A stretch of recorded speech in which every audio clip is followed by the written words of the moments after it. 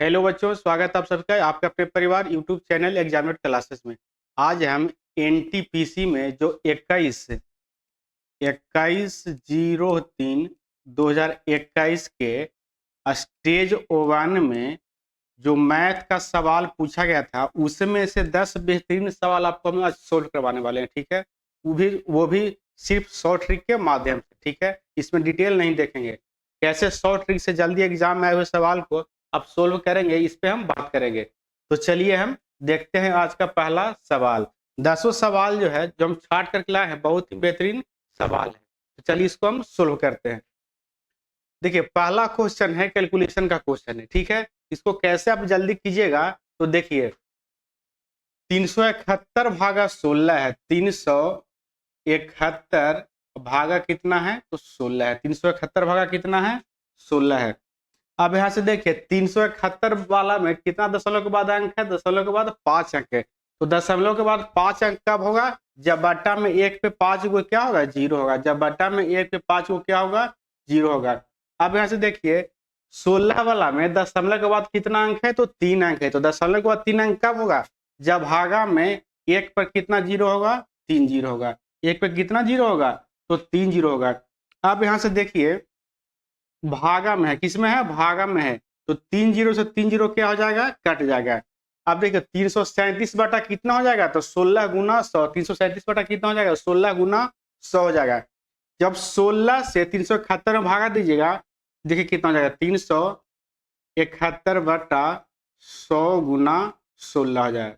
ठीक है, इतना सब समझ लिए, डायरेक्ट नहीं समझ रहे थे। ठीक है, अब देखिए 16 से 371 में पहले भागा दीजिएगा, तो देखिए कितना आएगा कट करके, तो कट करके आएगा यहाँ से 16 दूनी 32, बचेगा 5, उतारेगा कितना 1, तो हो जाएगा 51 और 16 48। अब बचेगा कितना 3। तो अब इसके बाद क्या हो जाएगा, दशमलव लगना शुरू हो जाएगा। इसके बाद क्या लगना शुरू हो जाएगा, तो इसके बाद जो है दशमलव लगना शुरू हो जाएगा। ठीक है, इसके बाद दशमलव लगना शुरू हो जाएगा।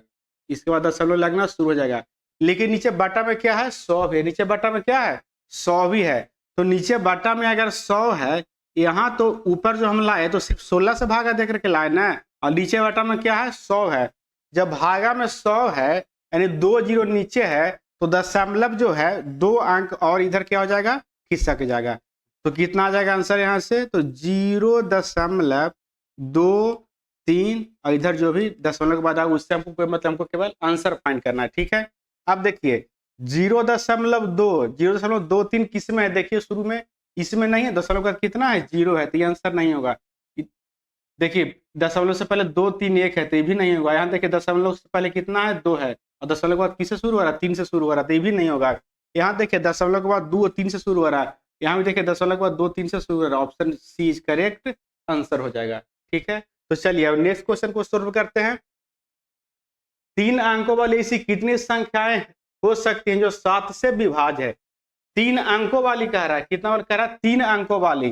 तो 2 अंकों वाली से हमको कोई मतलब है नहीं, यानी हमको 99 तक के संख्या से हमको कोई मतलब नहीं है। ठीक है, हमको कहां से मतलब है, तो 100 से लेकर के 999 तक के संख्या से हमको क्या है, मतलब है।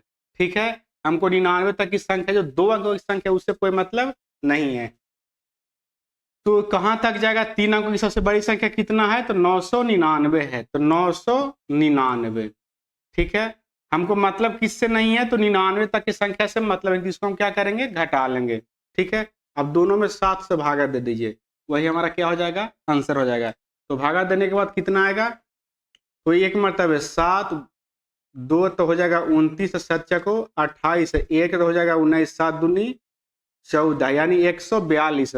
और इधर कितना आ जाएगा, तो 14 सत्ते 98। जो पूरा पूरी कटेगा उसी को लेंगे, डेसिमल में नहीं लेंगे। ठीक है, जो पूरा पूरी पूर्णांक में कटा उसी को लिए। अब 128 में से 14 को घटाएगा तो कितना हो जाएगा, 142 में से 14 घटाएगा तो कितना हो जाएगा, 128। यानी 128 हमारा करेक्ट आंसर जो किसमें है, ऑप्शन बी, यानी option B is right answer. ठीक है, अगर आपको अच्छा लग रहा है तो वीडियो को लाइक करते चलिए। देखिए अब नेक्स्ट क्वेश्चन क्या कह रहा है, एक आदमी 60 किलोमीटर प्रति घंटा की औसत चाल से बिना रुके एक निश्चित दूरी को तय करता है। ठहराव के साथ उसकी चाल घटकर 50 किलोमीटर प्रति घंटा हो जाती है, तो वह प्रति घंटे कितने मिनट रुकता है। कह रहा है कि जब बिना रुके हुए चलता दूसरा चाल कितना है, तो 60 किलोमीटर प्रति घंटा है। अगर वो 1 घंटा में रुक रुक के चलता है तो उसका कितना चाल हो जाता है घटकर, तो 50 किलोमीटर प्रति घंटा था। पूछ रहा है 1 घंटा में कितना मिनट वो रुकता है। तो देखिए इसका ट्रिक है, ट्रिक क्या है, -s2। S1 मतलब पहले का चाल और S2 मतलब जो घटा हुआ चाल है, ठीक है। बाटा में क्या होगा, S1 जो पहले का चाल वो है, और गुना में क्या होगा, टी की जगह क्या लिखेंगे, तो क्या पूछ रहा है, प्रति घंटे यानी 1 घंटा में, तो टी की जगह क्या होगा, 1 घंटा होगा, ठीक है। अब यहाँ से देखिए, अब यहाँ से देखिए S1 कितना है, तो S1 60 है, और S2 कितना है, तो S2 है 50, तो माइनस कितना हो जाएगा, 50 है। नीचे बटा में कितना, तो S1 कितना है, 60 है, और टी कितना हो जाएगा, तो प्रति घंटा यानी 1 घंटा का रहता है, 1 घंटा में कितना मिनट, तो 60 मिनट, ठीक है। अब यहाँ से काट लिए, 60 से 60 कट जाएगा, और यहाँ देखिए 60 में से 50 घटेगा तो कितना बच जाएगा, 10 मिनट। यानी वह प्रत्येक घंटा में व्यक्ति जो है 10 मिनट रुकता है। तो ऑप्शन कौन है, ऑप्शन ए, यानी option A is right answer, ठीक है। चलिए अब नेक्स्ट क्वेश्चन क्या कर रहा है, 24 से 30 रुपए की राशि को 3 व्यक्तियों ए, बी और सी के बीच इस प्रकार बांटा जाता है कि उनके हिस्से में से क्रमशः 5 रुपया, 10 रुपया और 15 रुपया कम करने पर शेष राशियों का अनुपात कितना है, 3-4-5। 3-4-5 जो अनुपात है उस शेष राशि का है, किसका किसका है, तो ए का है, बी का है और सी का है। ए का है, बी का है और सी का है। कितना है, 3:4:5 है। 3-4 क्या है, 5 है। ये क्या है, घटाने के बाद का अनुपात है, तो ठीक है। अब जो हम घटाए हैं 5, 10, 15, इसमें जोड़ेंगे तो ये अनुपात है, इसमें डायरेक्ट जुटेगा नहीं। तो हम मान लेते हैं कि उसके बाद कितना राशि बचा, 3x बचा, बी के पास 4x बचा, और सी के बाद कितना बचा, 5x बचा। अब सब में जो राशि घटा उसको जोड़ दीजिए, तो ए का राशि कितना घटा था, तो 5 घटा था, बी का कितना घटा था, तो 10 घटा था, और सी का कितना घटा था, तो 15 घटा था, ठीक है।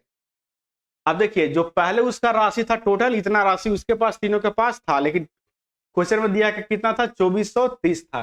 तो सबको पहले जोड़ लीजिए, तो 3x + 4x 7x + 5 कितना हो जाएगा, तो 12x, और ये कितना हो जाएगा, तो ये हो जाएगा 30, यानी 12x + 30 बराबर कितना क्वेश्चन में दिया है, तो 2430 दिया है, ठीक है। अब 12x बराबर कितना हो जाएगा, तो हो जाएगा 2400 हो जाएगा। तो x का वैल्यू कितना आ गया, तो x का वैल्यू आ गया यहाँ से 200, x का वैल्यू कितना आ गया, 200 आ गया।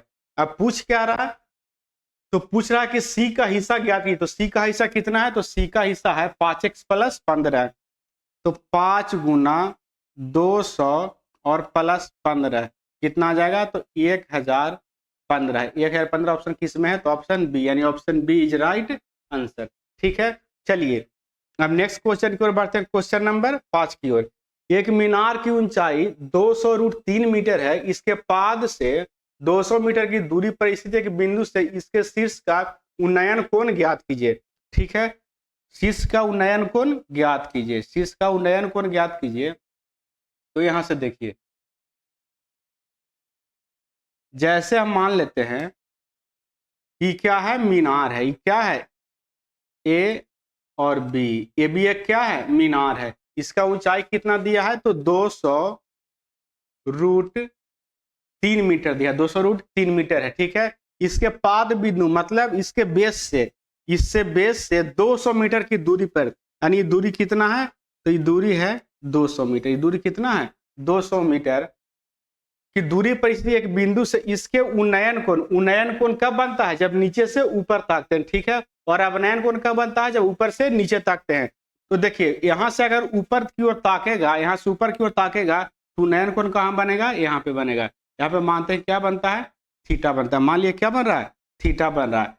अब थीटा के सामने क्या होता है, पी होता है, और जिस पे टी का होता है वो क्या होता है, बेस होता है। यानी पी का वैल्यू 200√3 है और बी का वैल्यू कितना है, तो 200 है, ठीक है। आप यहां से देखिए tan थीटा बराबर क्या होता है, तो tan थीटा बराबर होता है P/B होता है। क्या होता है, P/B होता है।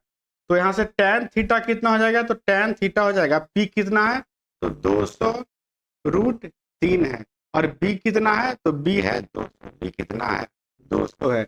तो 200 से 200 कट जाएगा, क्या हो जाएगा 200 से 200 कट जाएगा। तो यहाँ से tan थीटा का वैल्यू कितना आ गया, तो √3 आ गया है। कितना बचा √3, तो tan 60 का वैल्यू कितना होता है √3 होता है। इधर कितना लिख देंगे tan 60 लिख देंगे, tan 60 डिग्री, tan से tan कट जाएगा, यानी थीटा कितना आ गया, तो थीटा बराबर 60 डिग्री, जो कि ऑप्शन किस में है, ऑप्शन ए में है। Option A is right answer. ठीक है, चलिए अब नेक्स्ट क्वेश्चन की ओर बढ़ते हैं, क्वेश्चन नंबर 6 की ओर।